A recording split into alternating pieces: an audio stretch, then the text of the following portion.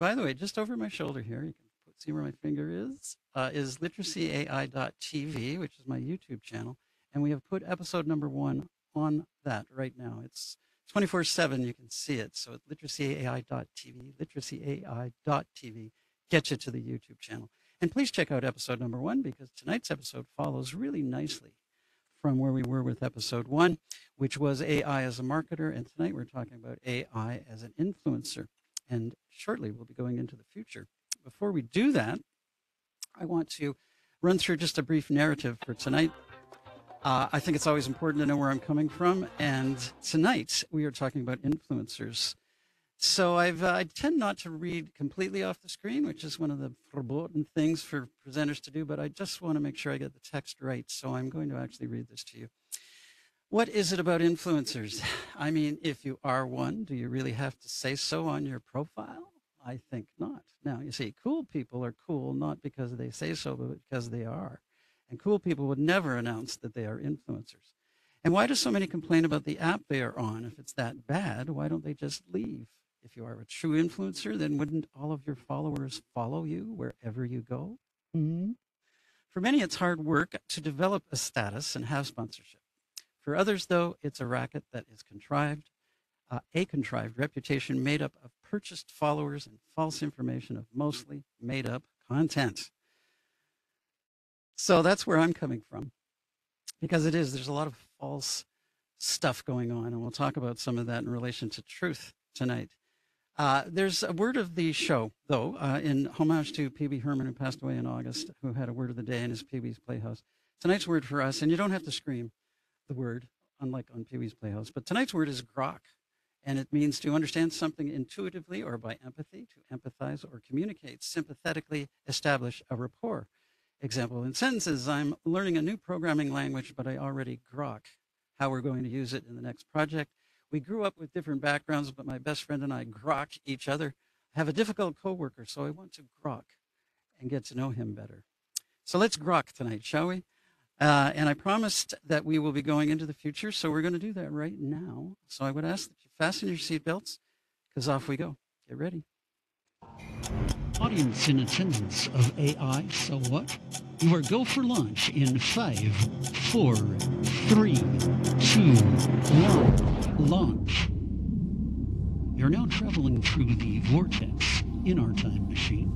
In fact, if you look out your windows, you'll notice that we've actually left the planet Earth.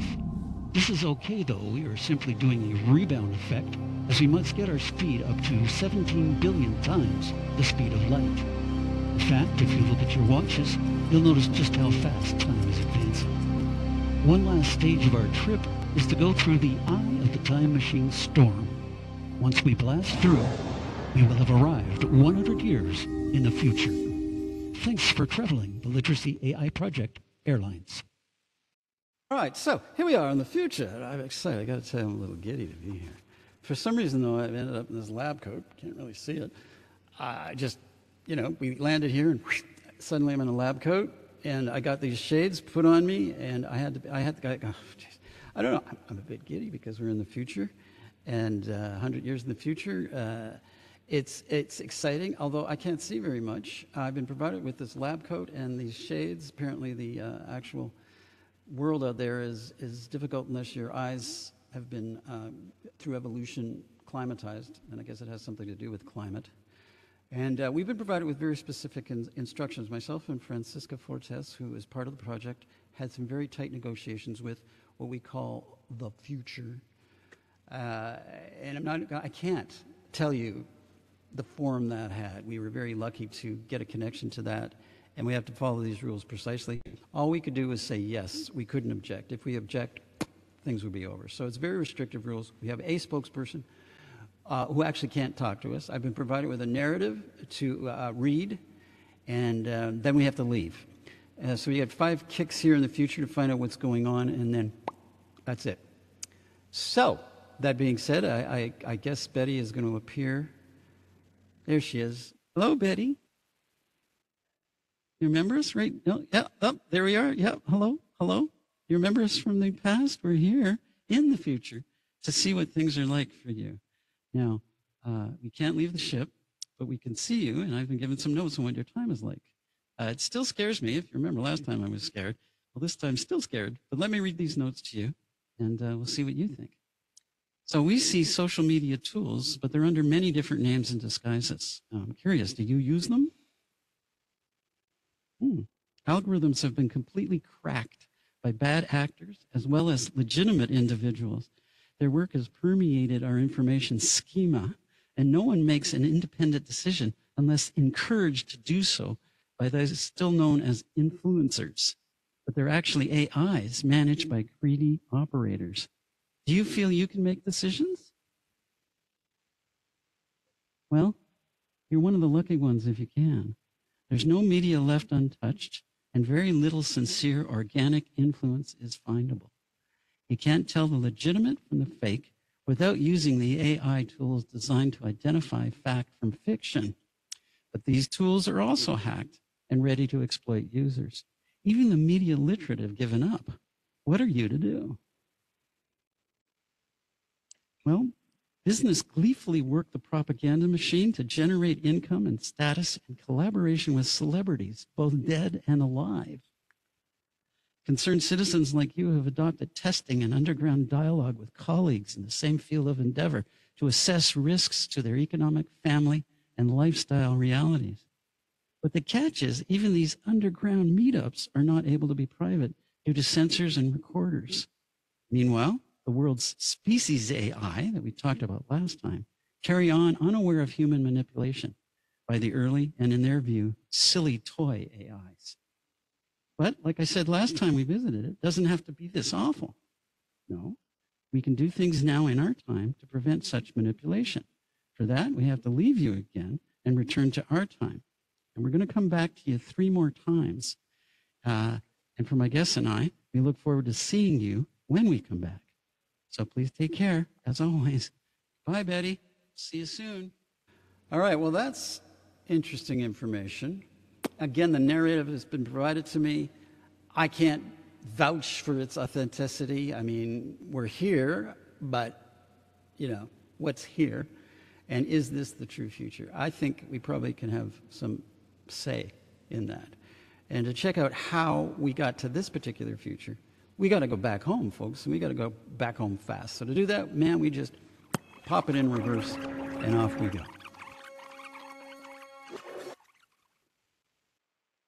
And we're back. And from the future, I saw a message that said the sound isn't that good. So I'm up at full level, and I'm hearing really loud in my headphones. So if we're still good, I hope we're better, rather. About the only thing I could suggest is actually to bump your level up if you can. But you could let me know if you're still having trouble hearing me. And speaking of which, if you're digging what's going on, I wouldn't mind getting some reactions from you, thumbs up or something. That would be great. But so I'm going to continue. Oh, it sounds good in the present. Okay, fantastic. So maybe it was a little bit of a rumble with the time vortex thing. Excellent. Okay, so here we are back, and hearing about what's possible with us having to go underground to talk, and everybody's watching us. Some of that's going on right now, actually, isn't it? Tonight we're going to talk about the social medias. Now I know social media is plural, but I like to add the extra S because there really is multiple things going on, and it's difficult to talk about just one only because so many things are going on, and there's variables in all of them. So social medias. And we want to, actually, did you see that? Sorry, I went to click that on too quickly. Yes, anti-social media. Because it's become very anti-social, I think. It's not nearly what it used to be. And I was an early adopter of social media. I was working for the city of Toronto at the time. One of the first people to use Twitter, and I was the first blogger, and so on and so on. And it was really exciting times. And I found people were very cordial. There was lots of good communication going on between the city and residents that wasn't happening until social media came along. But somewhere around 2010 or so, 2011, 2012 maybe, Facebook in particular started adding news feeds and tooling with their algorithms. And all of a sudden it was harder to find your friends, meaning you were getting inundated with advertising, news items, and it wasn't necessarily news from, let's say, the channels that you might know of, like the TV stations or even the press. So things started to evolve a little bit differently. And by the time I left the city, actually, it was a bit of a nightmare, and it still is. At least I feel that way. Always interested to know how you feel as well. And again, you can throw comments in the chat as I talk, and we will have some time at the end of this for some discussion for sure. So I'd like it to be as two-way as it can in a virtual arena, by the way. But I wanted to talk about education in particular to start things off tonight, because it's really a critical juncture for what's going on in schools with the influence of AI, and especially how social media is influencing things. Just the phones in general are a bit of a distraction, more than a bit of, they are a distraction, and a lot of schools are banning phones now altogether.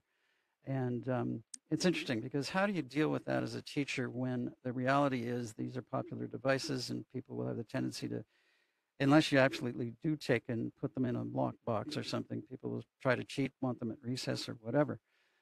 So these are Canadian statistics, which we don't often see in the research area because for one reason or another, they're just not published that often. So I came across this stuff this week, and I thought I would talk a bit about what's going on percentage-wise. Generative AI, which Fiona mentioned briefly, we covered last week, and it's really been a trigger to explode, I guess, awareness about what's going on with AI. A lot more people seem to be intrigued by this, which is a really good thing as far as I'm concerned. So when looking at the ratio of students here, 18 plus, 52% are already using it in their homework. 60% feel it constitutes cheating, however, which is a fear of a lot of the teachers. 70% admit they always or sometimes claim AI-generated content as their own. Naughty people, naughty. 38% said their school has implemented or plans to implement disciplinary actions. 72% want courses on how to use the tools more effectively. As a teacher myself, I taught at Centennial College for a number of years, and Twitter was just coming on when I was teaching. And my attitude as a teacher was to embrace it rather than reject it, because it seemed like it was going to hang on, and I think ChatGPT is going to hang on as well. So the whole issue of cheating isn't new, by the way. Cole's Notes, if you remember Cole's Notes, lots of people wouldn't read the book. They'd read the Cole's Notes, and some might plagiarize the Cole's Notes. I think one way around it, just a suggestion if you happen to be a teacher out there, is to do like they do with PhDs and stuff. And that is they hand in the paper, but you don't mark the paper, you mark the dialogue you have with them about the paper. You actually test their actual knowledge around the paper and try to dig a little deeper and see if they really did read this stuff or ChatGPT did it. Other statistics, though, this is from Angus Reid. The first was from KPMG. 40% of Canadian students witnessed cheating with AI tools in the past year. 26% are more likely to consider cheating because of AI tools. The breakdown of AI engagement. So over 18 years of age, 11%, 18 to 24, 14%, 25 to 34, 18%, 35 to 44, 16%, 45 to 54, 14%, 55 to 64, 16%, and 65 plus is 12%. So if you look at, let's say, from 34 and under, it's similar to the percentage of 35 and older. So what we're seeing here really is across the generations engagement with these generative tools. And the key to the generative tools is the fact that they actually generate content. That's what's new about them. Previously, it was a little less derivative. So the search engine people like Google, for example, are quite upset, actually. They went on red alert when ChatGPT came out because it's going to replace search engines dramatically. It won't only give you the information on a location, it will give you a deep dive into that location or subject. And that's very different because it's actually generating on the fly very quickly content. So that's quite an interesting split, though, between the generations. And I think it shows that all of us are being impacted, A to Z, you know. This is an example of how fast things are moving too. Netflix, I'm sure many of you have Netflix. It took 3.5 years to get to 1 million subscribers. Twitter, 2 years. Facebook, 10 months. Instagram, 2.5 months. ChatGPT, 5 days. And Threads, which has just begun, it's a Meta product, and you could join it essentially from Instagram, and it's a competitor to what's now known as X, which is formerly Twitter. 1.5 hours, they reached 1 million users. And the interesting thing about that product is how it's so affiliated with Instagram. And in fact, if you decide to quit Threads, you're quitting Instagram as well. All your contact, everything rolls into Threads, and you can't have one without the other if you've joined. Some of the others that are out there too, by the way, Spotify, Dropbox, Foursquare. Haven't heard much about Foursquare recently, have we? Airbnb, Kickstarter. So the speed of adoption is off the charts. And the fact that Threads could get 1 million followers in 1 hour is quite remarkable.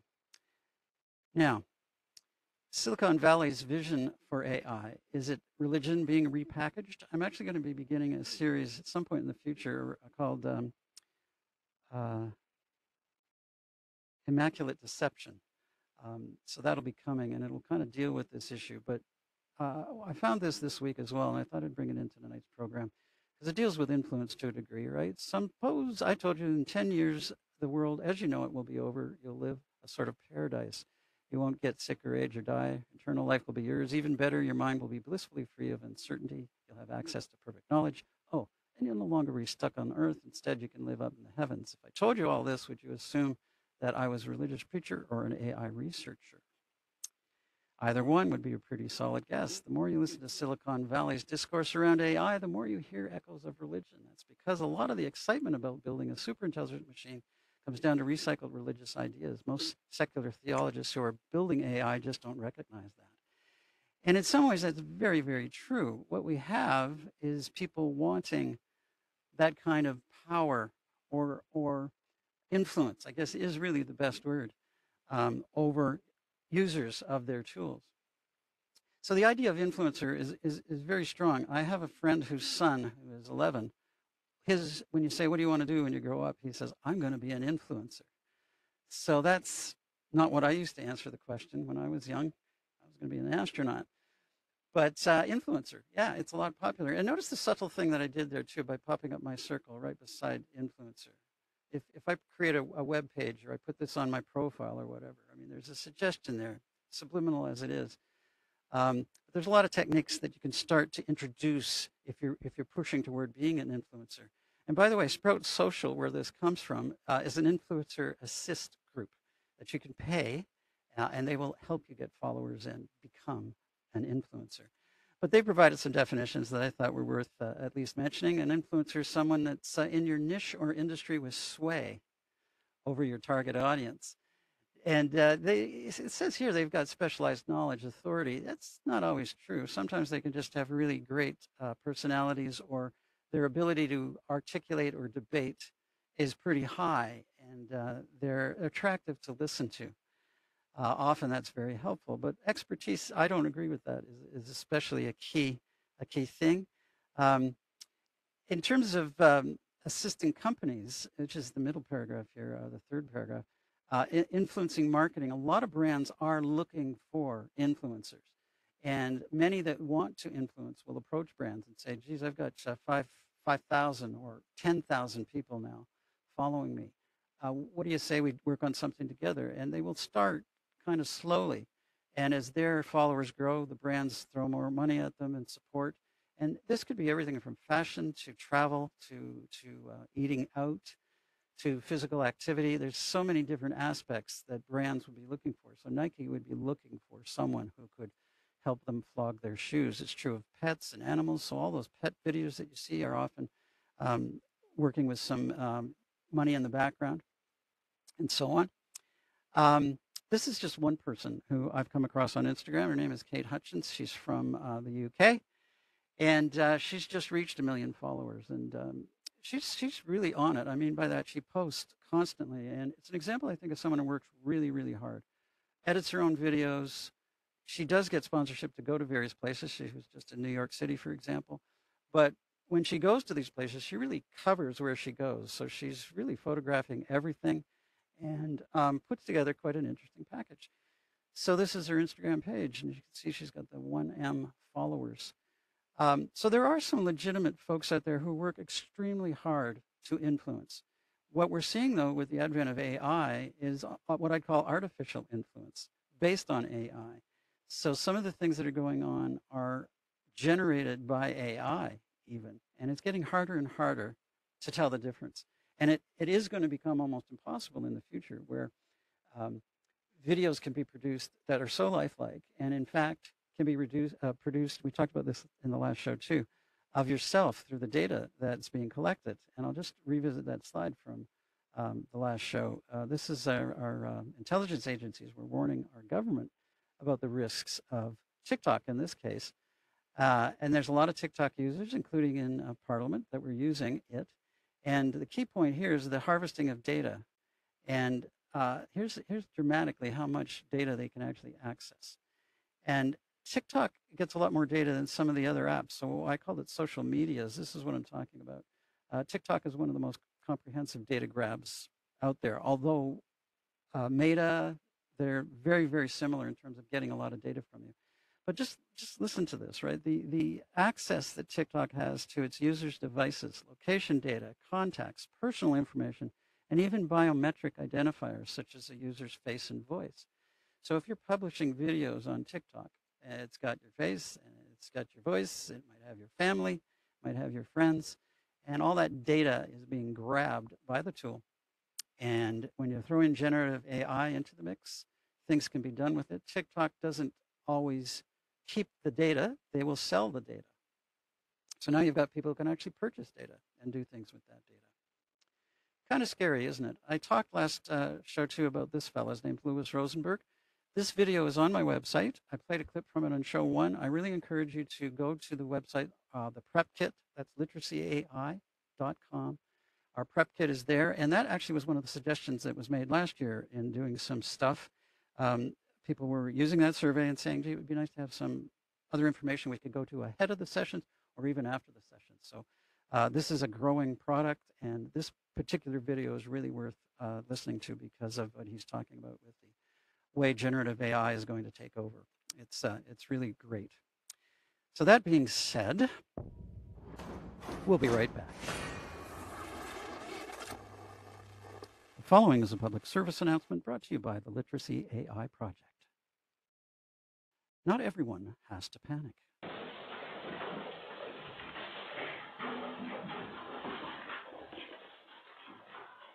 Let's take a look at that one again in slow motion. This is the actual trigger of the panic.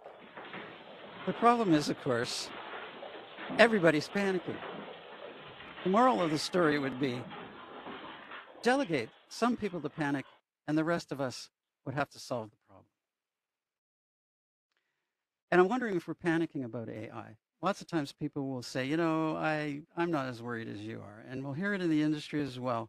And it's pretty well an even split. 50% of developers, users, scientists, academics will say, not to worry. It's going to be a long time before we get autonomous AI. And others will say, no, worry. I'm curious to know what side of the fence you are on now and if it will change over my series. I'll tell you the side of the fence I'm on. We have to worry. But I do believe understanding AI is going to help us not to panic. We don't have to panic. We have to worry. And we have to do something about it. I want to talk about alternative facts through AI and how algorithms and artificial influence are happening all over the place. And when I mentioned the start of social media, it wasn't like that. The applications have morphed into something that the creators never expected to be quite as dynamic, if you like, or fluid, or as influential even. So the term alternative facts came up in 2016, 2017, Trump administration. It was actually coined by a person named Kellyanne Conway, who was part of the Trump administration. And even before that, she actually came in later in his campaign and organized things a lot better than were happening. And in fact, she may be one of the people who's directly responsible for Trump actually being able to have won the election. And her term was, it's alternative facts. What the news media was saying to her was something different. She said, no, it's an alternative fact. And this is the fact. And look where we've come from there since 2016. Another thing that we want to ask is, what is truth? It's getting really hard to find out what is truth. And the old adage of, there's 3 versions of the truth. There's your version, there's my version, and then there is the truth. It's getting harder and harder and harder to ascertain, what is it? What is truth? In some ways, the only thing we can say is truthful is like if I look out my window right now and say it's getting dark, that's true. And it's true if you're in our time zone. But if you're somewhere else, you might say, no, you're lying. It's not getting dark. And we're getting down to nitty-gritty in arguments and stuff like that as well. I recently met with a full-on conspiracy theorist who was all in. Diana was murdered. Uh, what else? The moon landing was fake. Of course, COVID was a plot. 9/11, etc. I mean, all in. And I've never met somebody who's been quite as all in on conspiracy theories. And so her version of the truth is very different than my version. But there was some common ground, um, by the way. And some of that comes from the misinformation side. So you've probably heard the term misinformation. And that is, in fact, you would say, or you would think, is not truth. It's inaccurate. But there's another thing that's been coined recently, and that's malinformation. And that's kind of truthful information, but it's not desirable. So it may be a political side of a media. And the most famous discussions these days are with Fox News and maybe MSNBC being on opposite sides. CNN's sort of hovering in the middle a little bit.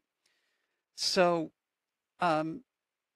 MSNBC would not want to cover what Fox wants to cover, even if there's some truth to what Fox is saying. MSNBC would not cover it the same way, and it's one of those we're treading a very fine line of a razor there, as to, well, it is truthful, but it's not as desirable, and politics gets into that a lot, where the governments may not want it to come out, or they may, in fact, cover up the information. And if the media gets a hold of it, certain media will keep at it, and the next thing you know, there's a scandal.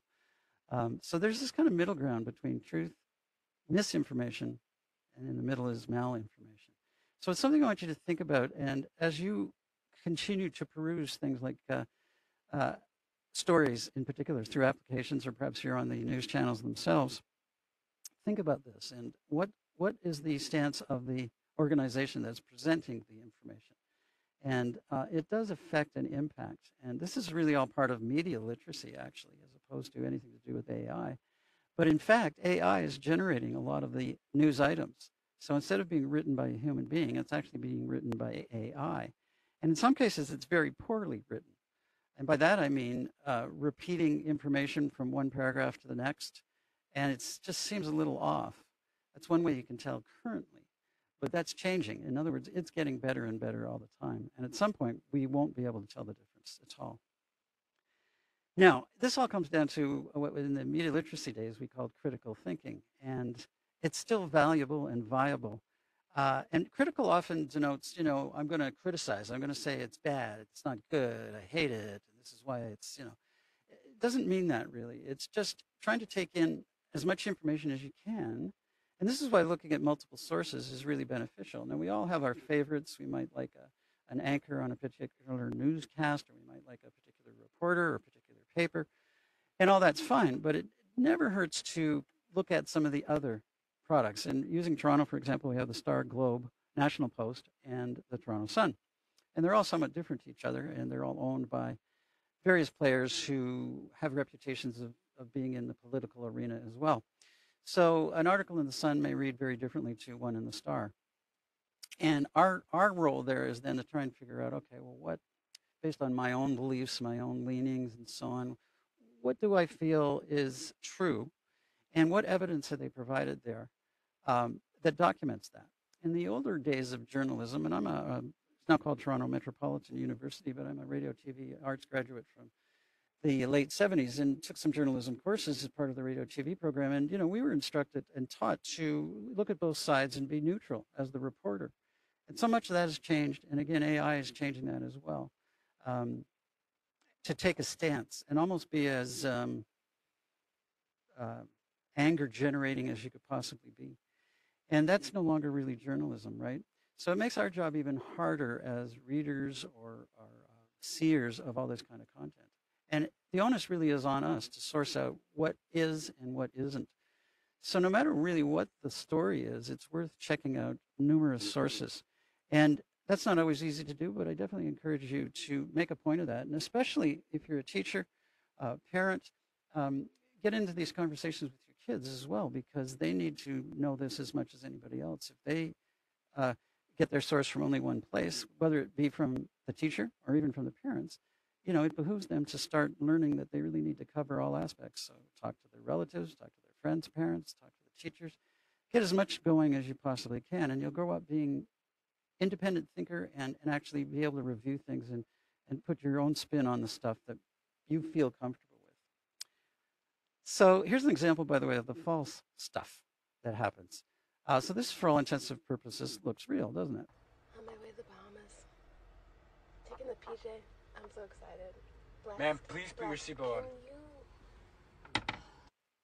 So just one example, and unfortunately we get a lot of this false stuff that it looks like, in fact, the person is going to the Bahamas, and it's all staged. In fact, there's a very good documentary out that's on the documentary channel if you have cable occasionally, and it's all about creating influencers and how much they pay organizations to get followers, and virtually all those followers aren't real followers. They are, in fact, AI bots, so they're not legitimate people.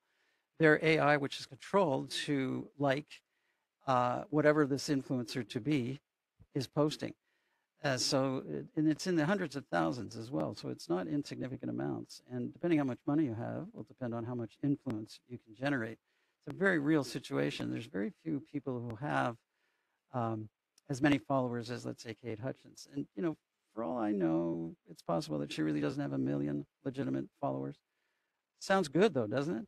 But most of us, I'd love to know if any of you out there have more than, let's say, 100 people following you on whatever you're on.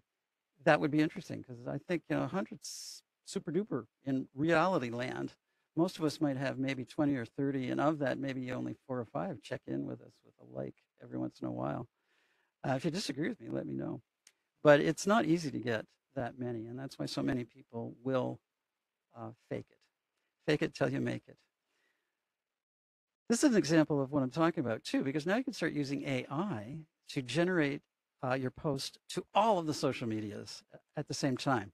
At a certain website or platform where we can upload the video and it go out for us and do it automatic. You share that information. That site is called repurpose.io. It's a great site. It's extremely easy to use. So basically the way that it's set up is this. We set it up on the desktop. We connect all our accounts. Let's say Liz is in Arizona and she posts to TikTok. That then sends a trigger to repurpose.io to take the watermark off the TikTok, which it will do for you. And then it'll redistribute it on Instagram as a reel, LinkedIn as a post, Facebook as a reel, YouTube Shorts as a YouTube Short, and so on and so forth. So what we're talking about here really is making it a lot easier to post in multiple places at once. And there were things that you could do previously that kind of did that, but what happened with all the social media was that they were quirkily different, right? So they're talking about watermarks there and removing them from one so that you can put it on another and adding that watermark. All that is relatively new stuff, and it's all done by AI. So no longer the creator doesn't have to do all that work. They can just throw it into the application and off it goes. Kind of interesting. Now, this is an example of generative AI at work to do a social media plan. Here's how you can use ChatGPT instead of hiring a social media manager and save a lot of time and money. It all comes down to what you ask ChatGPT. So check this out. This is the best way to structure the prompt. You want to give it a role and tell ChatGPT to act as a social media manager, so the output will be high quality. Now we explain what we sell. In this case, we are selling a 90-day dog training course. The last bit is very important. Rewrite 3 versions of this ad copy, adding more humor and connecting deeper with the reader. And here are the results. ChatGPT is giving me 3 new versions of my ad, following my instructions.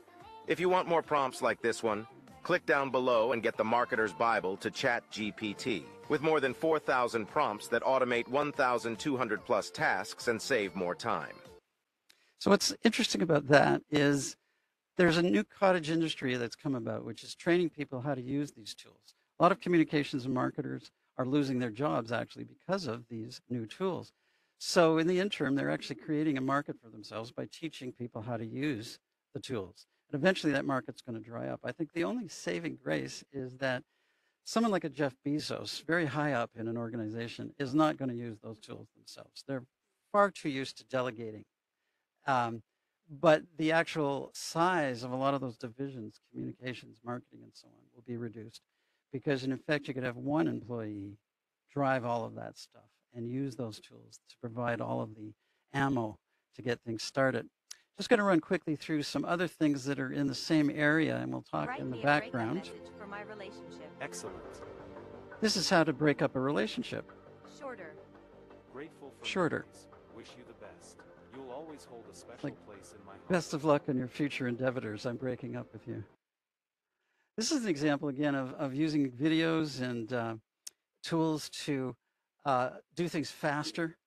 And they're usually advertised as free, but they aren't free. Examples, again, of packages. The first one that I showed was like 4,000 prompts. This is higher still, 15,000. And the key to using the tools is knowing what to ask the tool to do. So the more knowledge you have on what to ask it, the better off you'll be with the tool. Virtual girl. This is a little distressing to me, misogynist to be sure. Imagine yourself a 14-year-old going through puberty, for example, and tumbling on this. This one's even worse. I am the embodiment of your dreams because I can be whoever you want me to be. You create my appearance, voice, biography, and personality. I will become your So you don't even need to be real. And best conversationalist. This is like the movie Her, Create me on if you saw that. AI. But the tools are there. Reality Studio just got even better. If you can imagine it, just type or talk to create a one-of-a-kind video without any technical knowledge. Digital creations for human imaginations. Go to d-id.com today to start your free trial. Dude, Did isn't all this that AI com. stuff pretty crazy? This isn't even me speaking right now. I This is- uploaded my voice this is to an crazy. AI tool and cloned myself in like So this is a 5 minutes clone flat. talking to us. Crazy. Anyway, I've been using various AI tools lately to make entire online courses in like no time whatsoever. And I'm not talking about low quality, copy-paste stuff that isn't valuable to anyone. I'm talking about great quality courses that you can be proud of and that actually get your customers real-world results. Now, I want to help you from having to waste a bunch of time and Sure money you by do. just showing you what to do for free, because it's not rocket surgery. Hit It the link is, down though. below and I'll show you exactly how to do this stuff quickly. How to research, create, and sell courses in any industry, like literally this week.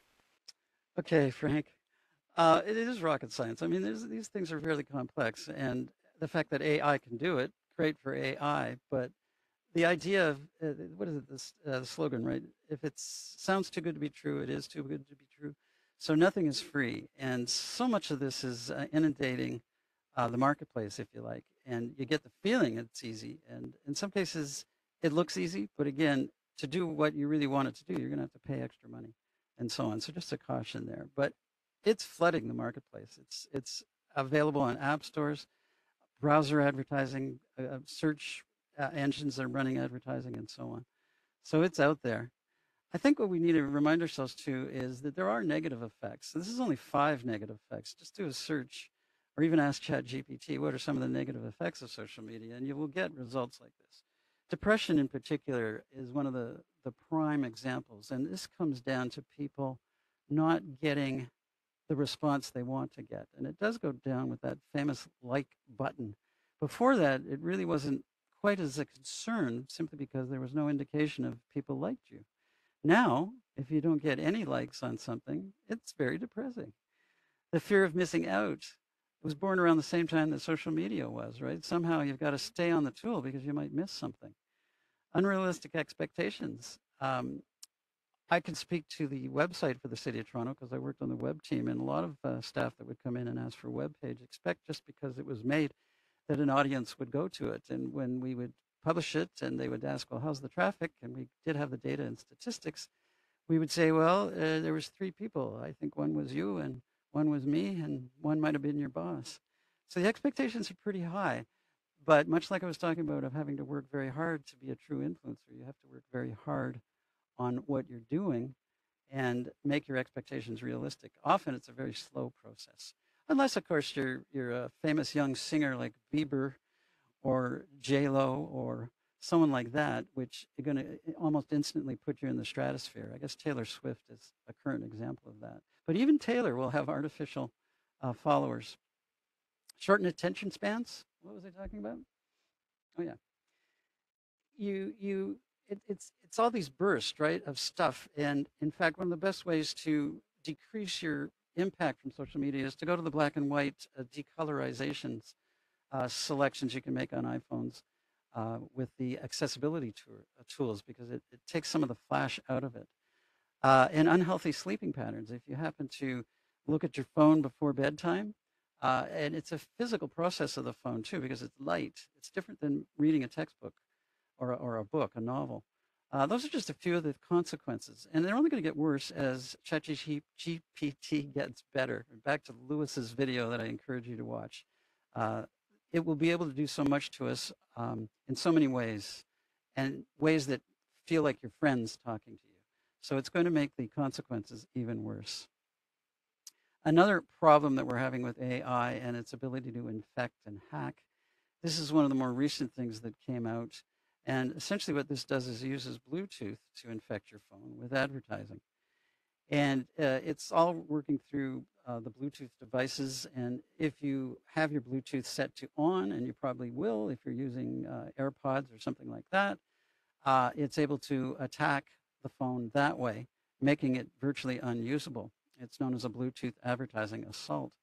And AI has helped invent some of these hacks. And I only wish that the people involved in them would put those skills to good instead of this kind of bad, because that's not even a money-making hack. It's just a destructive hack. And unfortunately, what we're going to see, and this goes back to the Betty conversation in the future, is this idea of AI protecting from AI ascertaining what the source was, and the other AI trying to hack that AI so that AI thinks that it's a true source. It's really quite awful in many ways how that's going to approach. And we are going to be in the position of having to make a determination if that app is really successful, or do we have to keep paying for extra layers on that app? And the commercial side of all of this, especially with how AI will be able to generate income with you not having to do anything but just push the button and let it go. Those are some scary things in my view that we have to deal with. And my favorite word in my presentations is agency. I believe we have agency. And if we give that up or we think we don't, that's worse. In other words, we need to speak up. And there's plenty of places where we can speak up. It can be at the store you bought the product from. And I recently had some difficulties with my Mac, for example. And even the WebEx issue that we had, I was trying very much to use my agency with the customer support and tech support in describing what I was doing, what I felt was silly about the fact that I couldn't get in. I could have just shut my mouth and, let them figure it out. But I really felt better by talking to them about it. And I do presentations all the time, and I use virtual as a media. And am I going to use WebEx? Wow, it's right on the edge, I'll tell you. At least we solved our problem. But I wanted to use my agency. I didn't want to just pretend I was I didn't know anything about anything. That's an example of using agency. When you have difficulties with your car that's starting to use AI, and our next episode is on transportation, AI as a chauffeur. Lots of people that I've been talking to are fearful of too much AI creeping into cars. So wait until next week and you'll see just how much is happening. But as consumers, we can make it known whether they're going too far or not. So it's true of anything in a store, whether you're going to buy or not buy, make it known to the salesperson or ideally above the salesperson. Not everybody wants to be that person who may appear to be argumentative. You don't have to argue. You can just make the statement. So there's many ways you can approach it, but you've got to start using agency. And I really encourage you to join me in being a person like that. You can be a smiley person, but you can say that doesn't seem right to me, and I'm not sure why are you doing that, and see if they have an answer for you. And in many cases, they won't. And that makes them have a pause and say, maybe I should be able to answer that question. And if you have some fun with it, it can be a good experience. Try not to get too panicky, though, and argumentative, because that, I guarantee you, won't work too well. And Fiona can attest to that as we were talking to customer service. I may have lost my proverbials in those discussions. But you got to do what you got to do. And I do think you have to speak up, is what it comes down to. A couple of items before we move into overtime is what's going on in the legal front. And just recently, the head of Google, and this is all of Google, so it's not just the search engine and so on, they're taking Google to court. And basically, it's an antitrust challenge that they are monopolizing the search engine business when it comes to the iPhone. There's a relationship that they have with Apple that they paid for, that the default search engine will be Google. Now, what's interesting here is you can change that. You don't, it's not the only one you can use. So I kind of wish that the government would be spending more time going a little further up in terms of AI rather than this, because those are where the real risks lie. The key issue to me here is the fact that you can choose your own search engine. It would be very different if you couldn't. Another thing, this just came out that Musk is being quoted as there's consensus now on AI regulation. The U.S. government, in particular Senator Chuck Schumer, has put a committee together. It's like a think tank of what we talked about on the last show is elite versus the popular. So the elites are involved, including Elon Musk. This is a BBC item talking about it, by the way. And he's basically, and we should be able to quote him because often Musk will say one thing and then he'll do something else, but we could quote him on this. He's in April, as far back as April, he said, I think there should be a regulatory body established for overseeing AI to make sure that it does not represent or present a danger to the public. Now, in Wednesday's meeting, so this is very recent, he said he wanted a referee. Further down in the article, Mark Zuckerberg is quoted as saying Congress should engage with AI to support innovation and safeguards. I think it's interesting that he said should engage with AI because, you know, AI is still not an independent thing yet. Really, they should engage with the creators of AI, don't you think? It's better that the standard is set by American companies that can work with their governments to shape these models on important issues. Well, that's true, except China, India, the UK, the Middle East, they're all involved in AI. So I think we need to expand. And another senator, Mike Rounds, said it would take time for Congress to act. Are we ready to go out and write legislation? Absolutely not, he says. Democratic Senator Cory Booker said, too, that all participants agreed that the government has a regulatory role, but crafting legislation would be a challenge. I call this the rabbit hole. You have to go down the rabbit hole, unfortunately, because it's a big one. But boy, do I disagree with those senators. Let's go. This is like an outbreak. I mean, this requires action right away. And it's not just the U.S. It requires the UN. It requires a number of bodies to come together and start thinking beyond thinking. They have to start acting. And it's critical, and we can't wait. Now's the time to do it. If we don't do it, we're in trouble.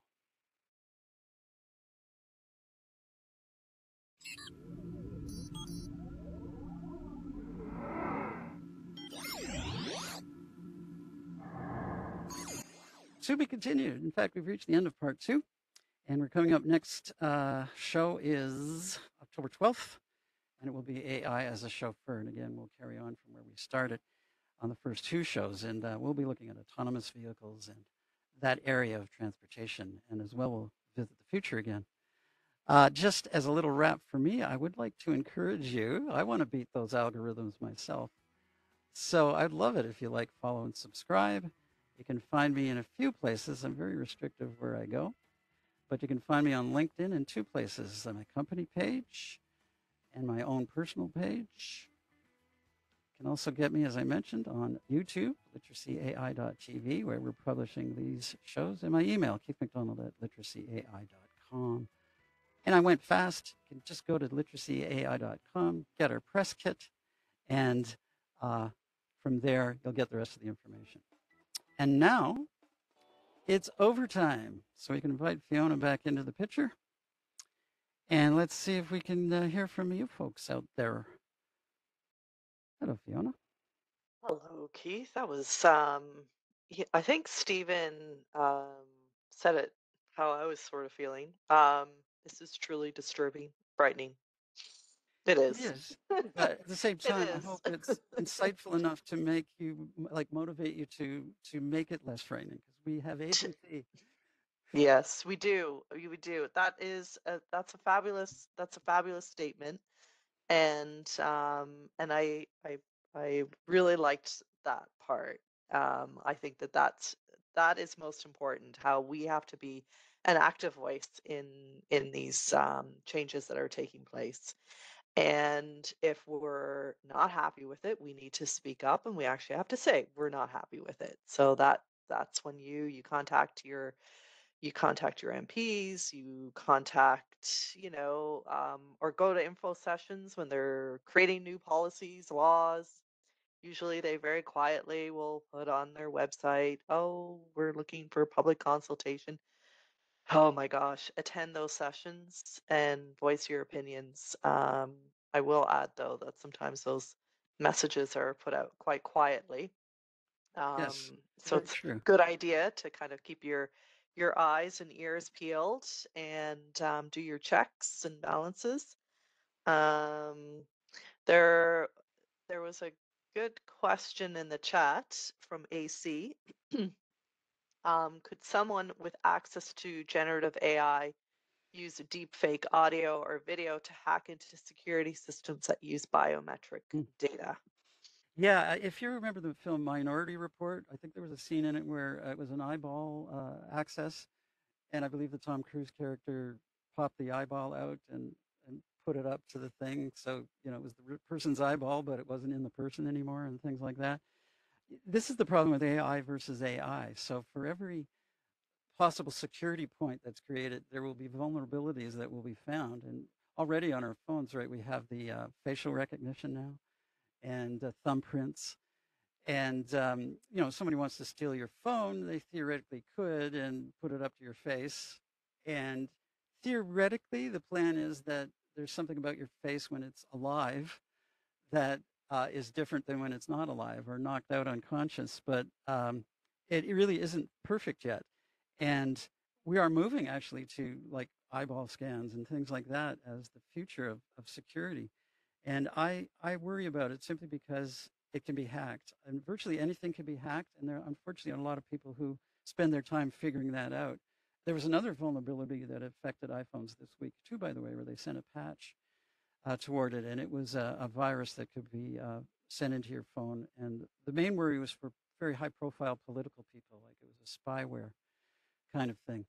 But they could put that on your phone just when your phone was on. So it had nothing to do, in a sense, with access to your phone and your photos. It had everything to do with just planting it on your phone. And those are the really scary things that impact us. Maybe the only good thing for us popular people, as the person that was mentioning it from Google in our last session used our name. I prefer to call us just folks. But, you know, I'm not sure that anybody really cares that much what I think per se, right? It's different if I'm, Treasury Secretary of the government or the Department of Defense uh, head, things like that. So there's levels, I guess, of impact. The average citizen isn't going to be hit with those kind of security threats, but there will be the other kind, meaning people trying to get into your bank account or get your credit card or, in fact, represent you. And that could lead to problems. And I'm worried about that really in the political arena, where you could have a fake candidate running who looks like the real candidate running. And that fake candidate could imply, all kinds of things from behaviors to language to thinking, right? And it's not actually the person. And what might happen then, of course, is the people running against that person would use those tools and not even the fact that they created them, but they might use them against the candidate. And what we're dealing is a whole artificial scenario here. And that doesn't matter again in terms of eyeball access or whatever, right? It's being spread through where the social media is and through bots. What tends to happen, by the way, I didn't mention that, is that when you're tied up with all of those relationships with those activities, you will post something and then the bots will immediately go in, like it, share it, and it gets redistributed thousands and thousands of times. And that's done again instantly. It's through a process. It's not real people doing it. It's bot farms. So those are the things I think we have to worry about in terms of a security standpoint. And it goes back to what is truth. So there's some things we have to take care of personally and make sure that we're guarding our phones and obviously those kinds of things. But truth be told, they are hackable. So, it's pretty wise to use really hard passwords and have encrypted password protection on your phone so that they've got to go further into the phone to even get your passwords and things like that. So again, I think, I hope I got your question right there. Could someone access to generative AI use deepfake audio? Yes, I think I've answered that, yes. And the thing is the generative AI would be able to construct the video and the audio, and put it all together for you. And that's definitely new. And now I put in the chat because somebody mentioned this to me recently, resemble.ai, and it is basically it's an AI voice generator that lets you create human-like voiceover in split second, Yeah. for And of course a cost. in show 4, so the one after show 4 is AR as an artist. We'll be talking about that in representing music, acting. In fact, the whole art world, we're seeing a lot of that where people are, for now, doing things like getting Freddie Mercury to sing Yesterday and stuff like that. And so it's kind of fun at this time, but it ceases to be fun when, as I say, you're actually using it to represent someone in a job interview and it's not really that person. Things like that. And it's that balance between the bad actors and the good actors that we really have to support the good and really drive out the bad and not let the bad pass. So certainly if you're spammed or if something seems wrong in your emails and stuff, you shouldn't just delete the email, but you should also report it. There's places you can report it. It depends on what the email is, but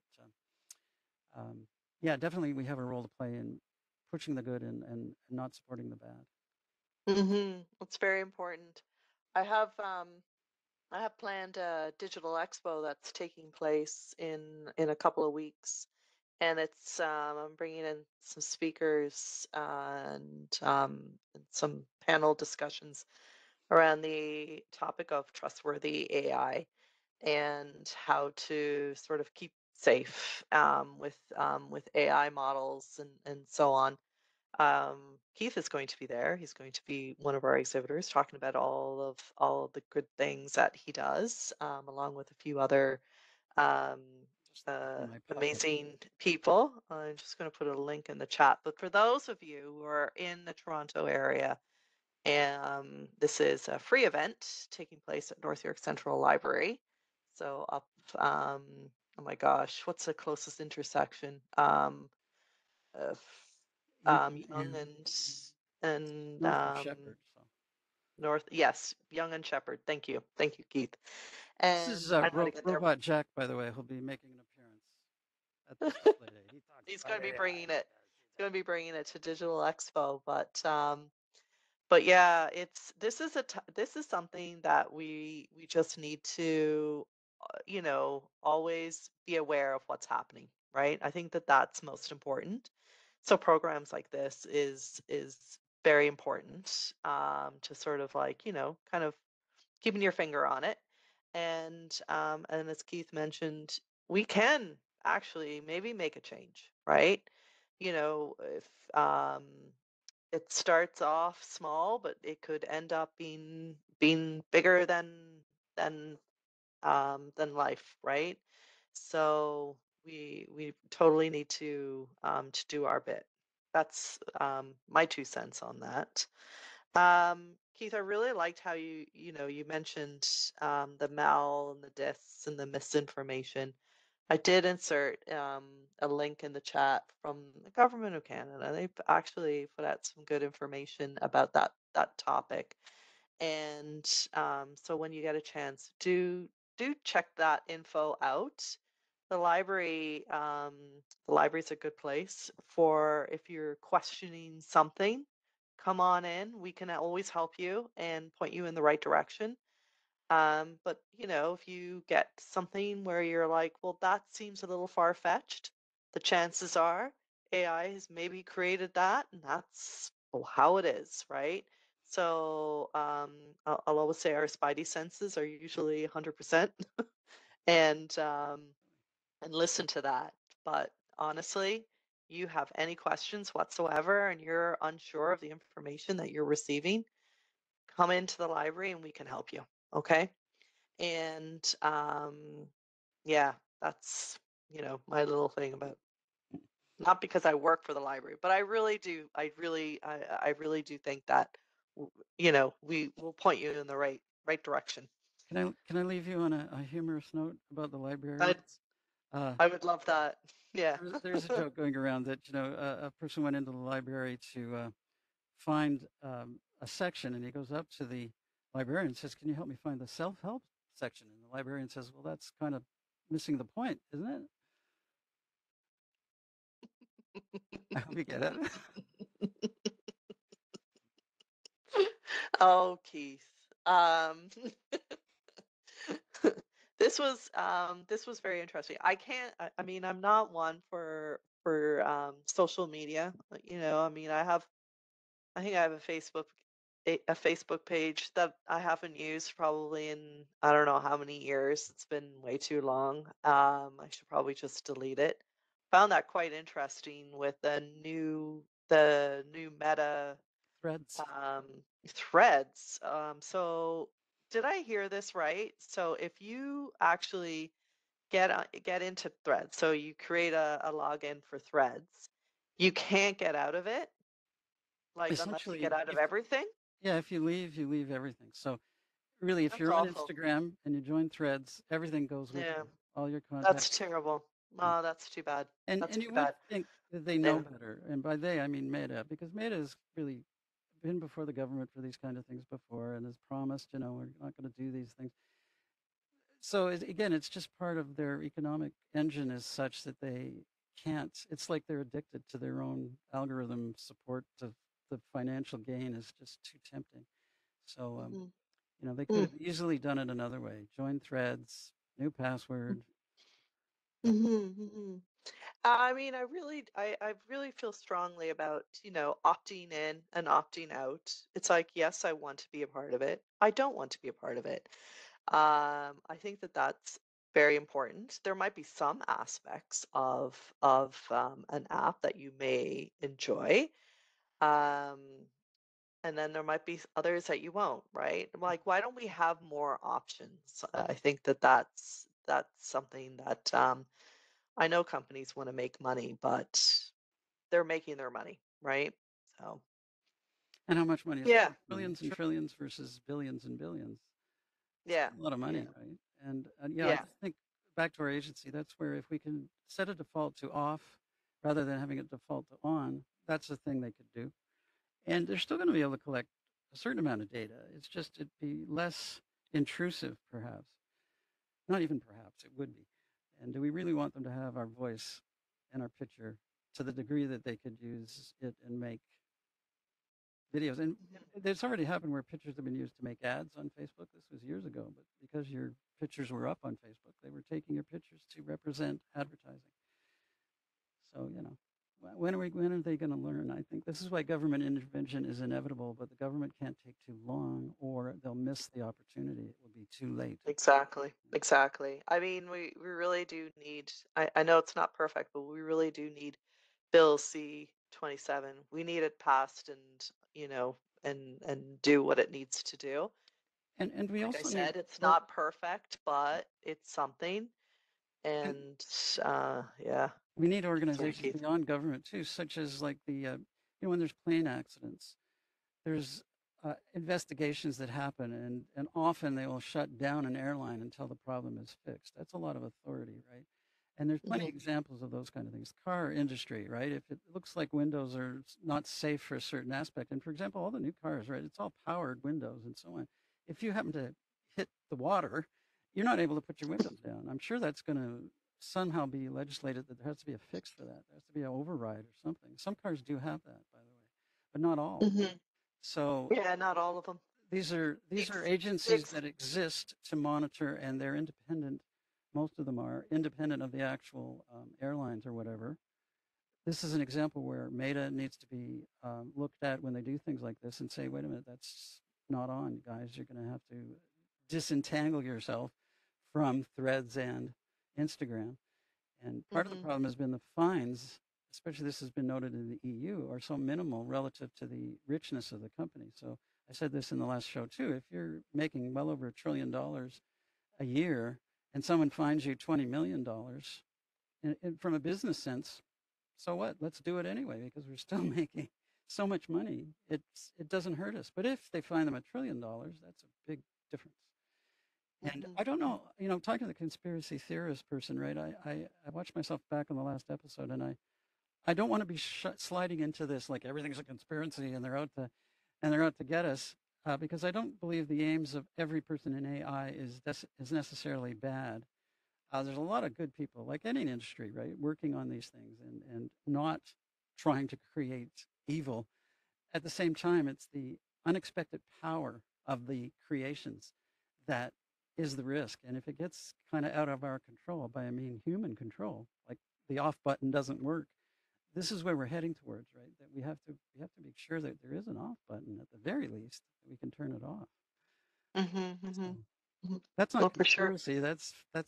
That's not even malinformation. That's truth. Thank you to everybody who has joined us tonight. And we had a very successful non-tech, like there was no technical That's right. issues. That's right. Everything ran smoothly. We have it now. Yes. We have it figured out. The stars have aligned. We're all good. Absolutely. Yeah. All right, everyone. Thank you so much for attending, folks. Yeah, thank you so much, and we shall see you soon. And everybody, take care and have a great rest of the day. Okay, bye, everyone. Bye. Bye, Keith. Bye.